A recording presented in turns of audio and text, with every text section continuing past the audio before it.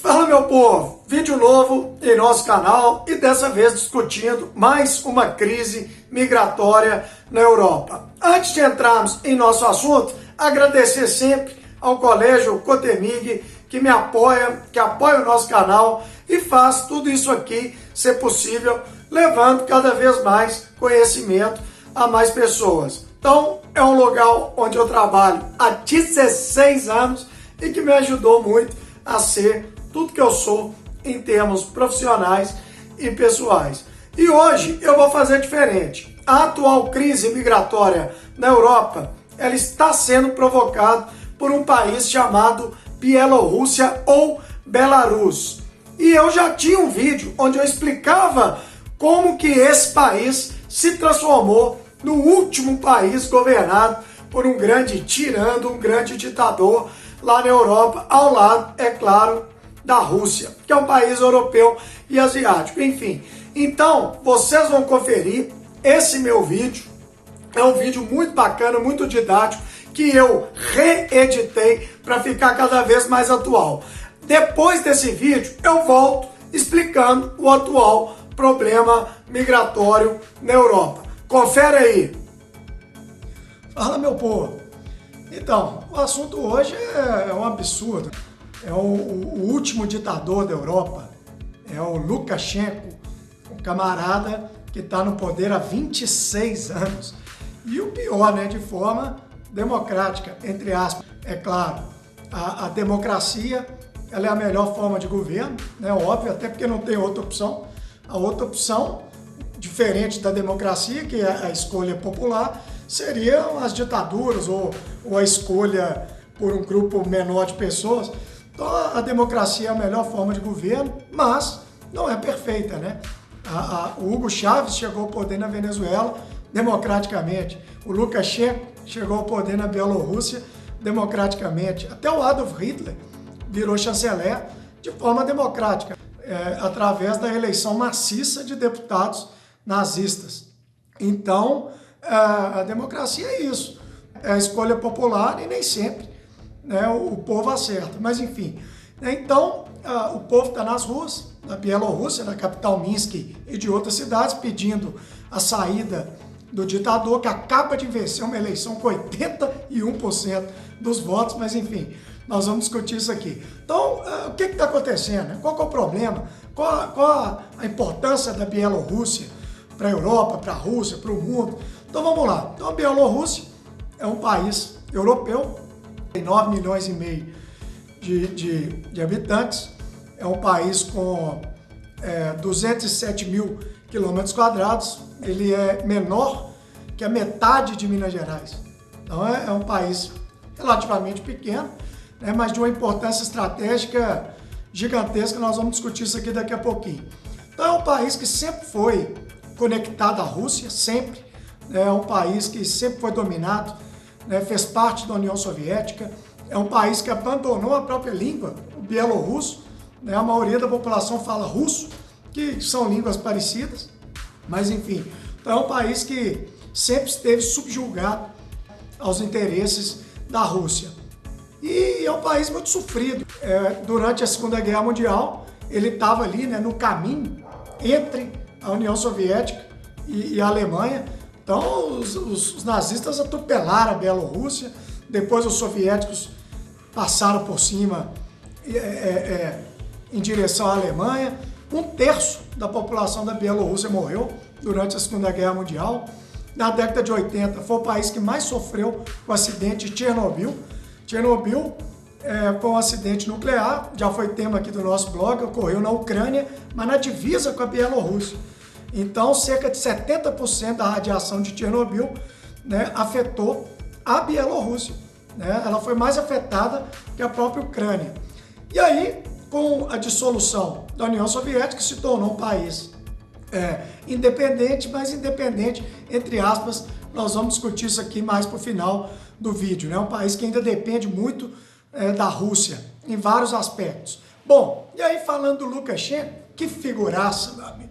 Que figura! O Lukashenko, ele dirigia os kolkhoz, são fazendas soviéticas, e ele é um camarada que até hoje, ele ainda não abandonou o estilo soviético e comunista de ser, ainda usa um bigodinho, tipo Stalin, né? Ele é um sujeito bonachão. A Bielorrússia até hoje comemora o dia da Revolução Bolchevique, né, de 1917. Inclusive eu estava pesquisando e as estátuas, como por exemplo a de Lenin, ainda está de pé lá até hoje. Então é um país que ainda venera, né, aquele passado comunista e soviético. Tanto é que a KGB, que é a polícia secreta da União Soviética, nem a Rússia manteve o nome KGB. E a Bielorrússia manteve. Então a polícia secreta da Bielorrússia ainda chama KGB e o símbolo é muito parecido com o da KGB original. Então é um país que flerta muito com esse passado autoritário. E a história do Lukashenko é o seguinte: ele chegou ao poder democraticamente em 1994, né, através de uma eleição. Como que ele chegou no poder? Era um outsider, né, um cara que não era muito conhecido, e ele chegou ao poder com o discurso de combate contra a corrupção. Já vi isso em algum lugar. Ele, já em 96, 2 anos depois, ele implementou um referendo onde a população ela deu a ele o aval de reeleições. Então, é o que eu falo para vocês, até aqui, democraticamente. E a partir daí, ele não perdeu mais nenhuma eleição, todas elas com altíssimas dúvidas em relação à sua lisura, né? Então, em 2001, ele emplacou 79% dos votos, em 2006, 84%, em 2010, 79%, em 2015, 84%, e nessa última eleição, 81%, ou seja, as vitórias deles são acachapantes. Essa eleição de agora, por exemplo, ou os candidatos foram presos, né, os que concorriam com ele, ou tiveram que fugir do país para não serem presos. Então ele concorreu com a Svetlana, que ela é esposa do cara que iria concorrer com ele. Esse cara foi preso e ela concorreu, e ela teve apenas 10% dos votos. Só que, pela multidão que a gente vê nas ruas de Minsk, da capital, multidão, milhares de pessoas, né, não tem cabimento, né, ele ter ganho com 81% e milhares de pessoas estarem nas ruas protestando contra ele. Então são eleições que a própria Bachelet, que hoje representa a ONU, ela não reconheceu essas eleições, a União Europeia não reconheceu, que a própria máquina estatal, né, que ele criou, o governo dele é muito embasado nisso, empresas públicas, né? Aquele domínio estatal sobre a mídia, sobre vários segmentos da sociedade, e tudo indica fraude. Então, ninguém reconheceu essas eleições. É um governo que criou... Como é que funciona o governo dele? É um governo com um funcionalismo público inchado, né? Então ele criou ali uma casta de militares e funcionários públicos que dão apoio a ele, é claro, né? São do mesmo grupo ali, recebem altos salários e altamente militarizados, censura, controle das mídias. É um governo que tem milícias, olha para você ver, hein? Encapuzadas, que andam pelas ruas aí, pegam as pessoas e somem com elas, ou espancam. Já teve caso até de denúncias de tortura, estupros. Então, um governo extremamente agressivo e que ganha todas as eleições com 70%, 80% dos votos, fraudando. E o interessante é que o Lukashenko, ele para piorar a situação, mas eu acho que o perfil encaixa certinho, né?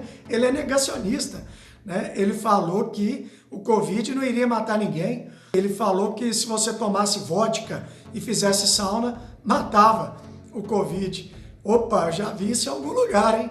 Então, para piorar, ele nega a ciência. Existe um grupo hoje de políticos assim, né? São os negacionistas, terra plana, né? Enfim. Então, mais um personagem do negacionismo aí mundial. E aí vamos chegar ao ponto que interessa. O que a Rússia ganha com isso? Onde que está o problema? A Bielorrússia, ela está num lugar super estratégico.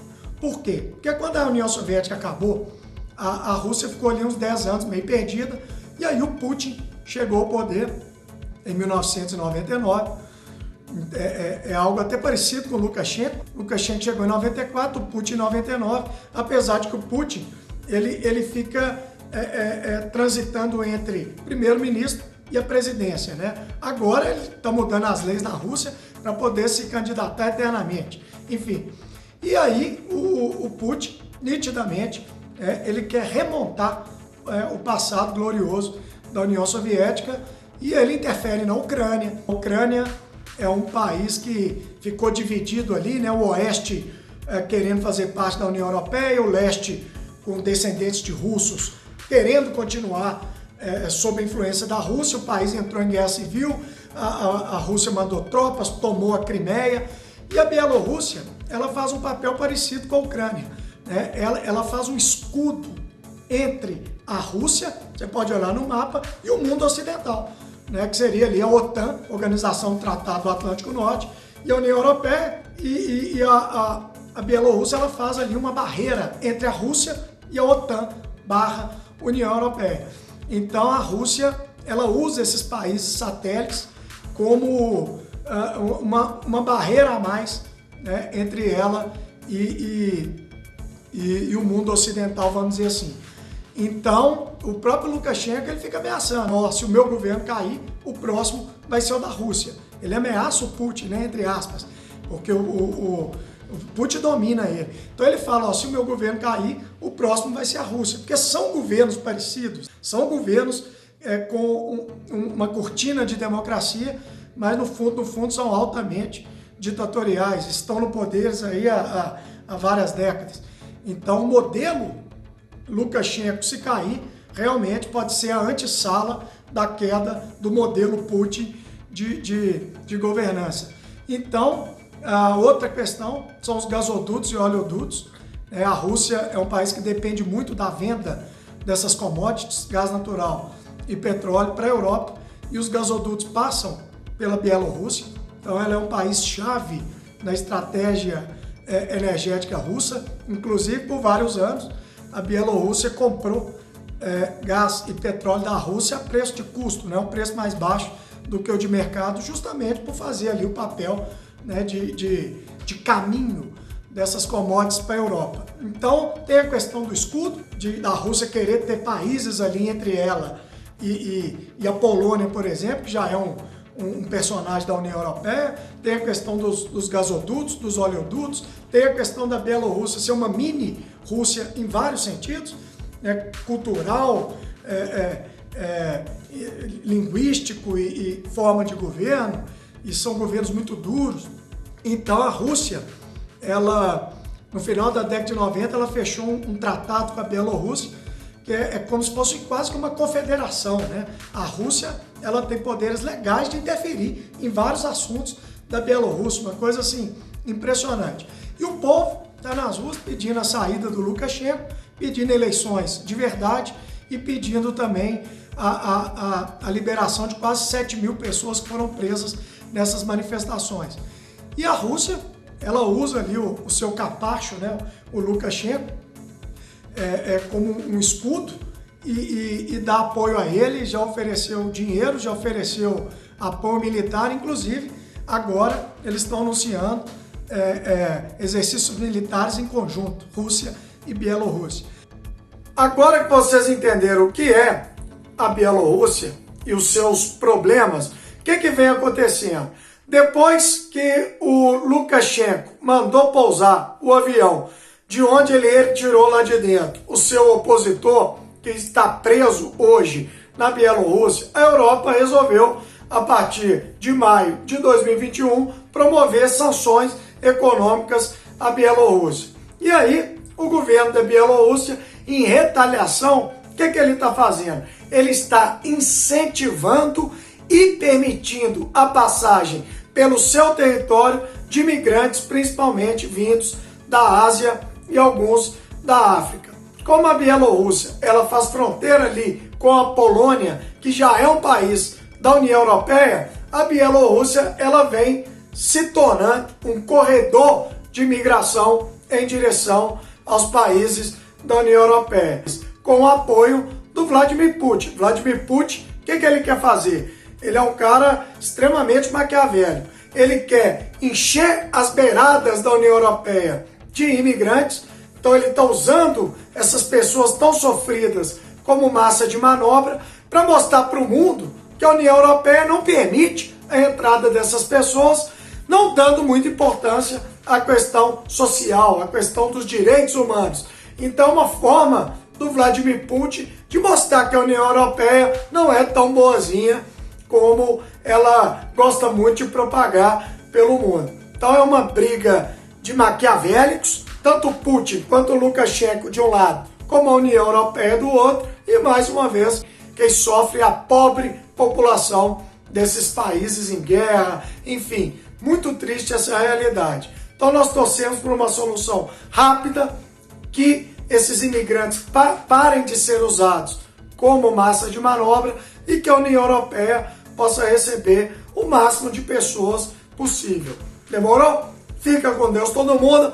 Abraço do Clebinho.